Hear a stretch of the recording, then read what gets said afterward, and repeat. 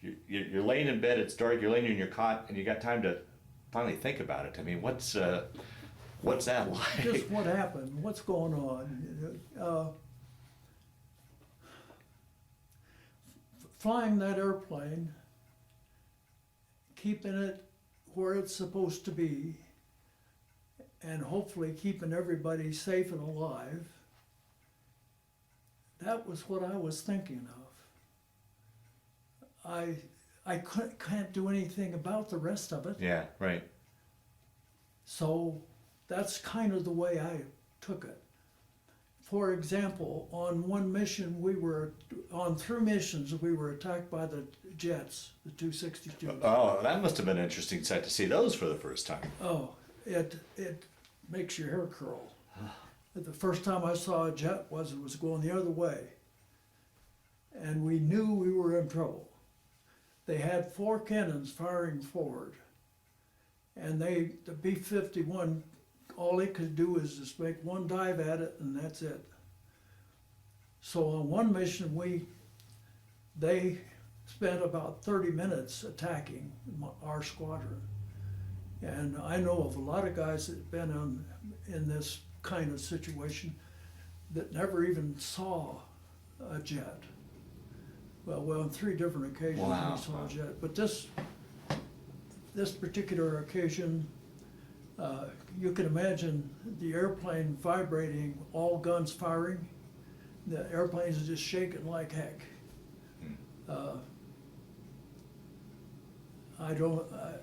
And it's just something, and I'm trying to get as close to the next guy as I can, because the closer you are, the more protection you have, and the more firepower you have at the guy. Anyway, my tail gunner went kind of berserk. He started firing these guns, and he fired it until he burned up the gun. The gun quits firing. Right. So after that mission, I tried to find a way to kind of help him recoup, because on the next mission, we tried to give him something to do to occupy his time. So we asked him to do oxygen check. Do you know what that is? Well, every so often when you're up and you're on oxygen, you need to check everybody out to see if they're still alive or if everything's okay. Wow.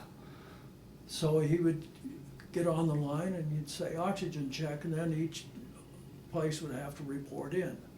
Well, when the jets hit us the second time, he started calling oxygen check, and he just kept on calling oxygen check until we got clear out of danger. Then we had to get back there and get at him. He just yelled oxygen check. Really? Oh, Yeah. boy. Huh. You never know. Hmm. People react. Interesting. Everybody doesn't react the same way. Yeah. This guy was a neat kid.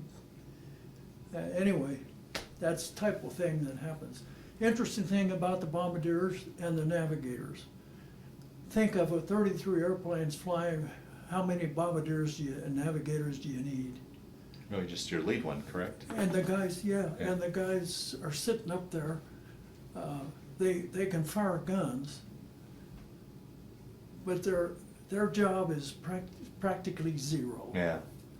So they're sitting there with a lot of anxiety, nothing to do. That's the worst thing you can have, is somebody doing nothing, not anything to do.